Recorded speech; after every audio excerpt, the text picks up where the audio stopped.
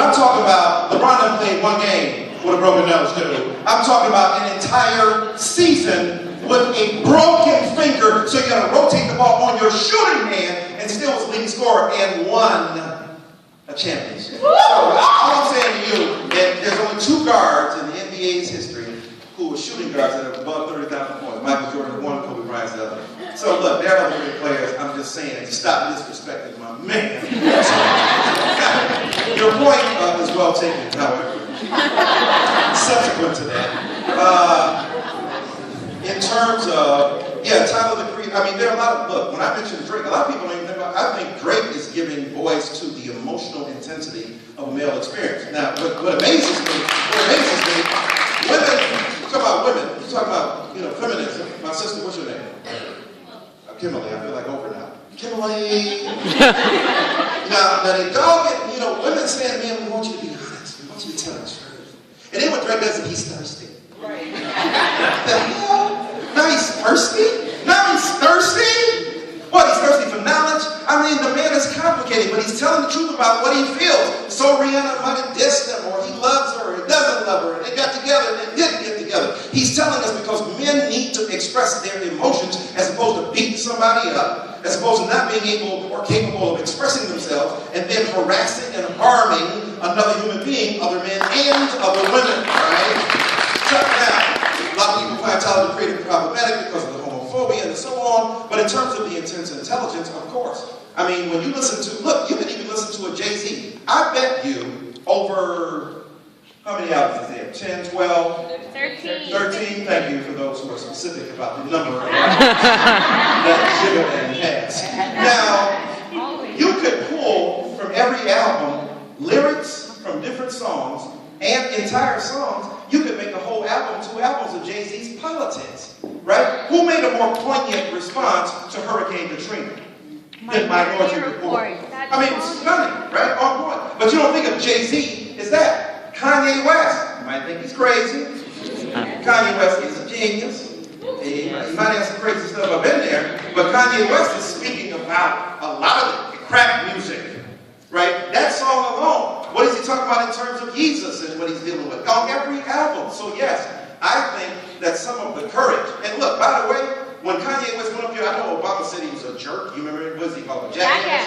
Now, first of all, Mr. Obama, President Obama, you had that kind of courage to even, you called Kanye a jackass, but you ain't called nobody from a dominant culture a jackass. And they call you all kind of names every, or as we say, third day. Now, when he went up and got the microphone from Taylor Swift, I love Taylor Swift, I love her. Love her. But when he went up and got the microphone from Taylor Swift, yes, it was rude, it was ridiculous, he was drunk, but it was also so righteous in its consequence. Why? Because his point was that the nomination for the award was about what? Best video, not song.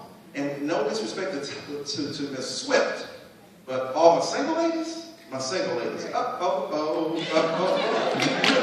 Pope was singing that song. If you really want me to be positive, put a ring on me. So, don't be silly on me. But here's the point.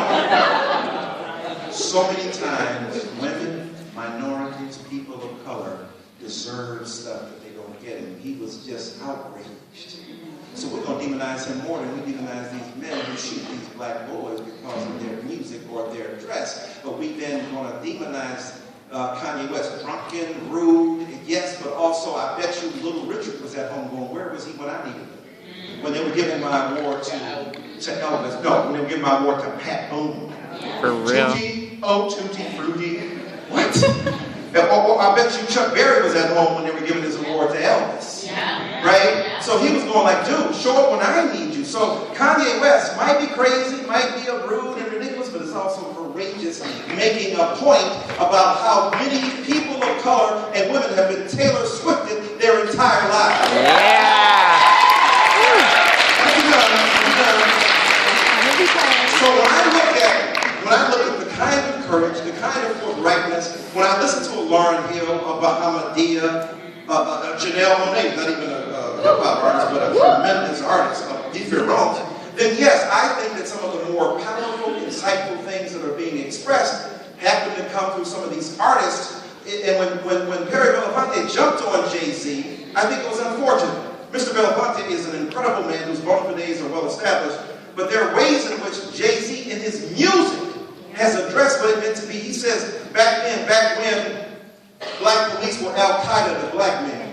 I mean, if you listen to what JayZ is doing throughout his music, there's a politicized expression and articulation. Listen to it, Tupac. Just the other day, I got messaged by some crooked cops, and to this day, them same cops on the beat getting major pay. But when I get my check, they taking tax out, so we paying the cops to knock the blacks out. So yes, Tupac, but also an Ice Cube. Blank the police coming straight from the underground. A young nigga got bad because of brown and not the other color. So police think they have the authority to kill a minority. Blank that because I ain't the one for a punk blank with the badge and the gun to be beaten on and thrown in jail. You can go toe to toe in the middle of a cell, messing with me because I'm a teenager with a little bit of gold in a pager, searching my car, looking for the product, thinking every nigga is selling narcotics. That's political as well, even in the midst of a gangster articulation. So yes, some of the best, most insightful artists who happen to be politically motivated obscure it by doing other things as well, but there's a powerful political element there in the midst of that. Kobe #1 home.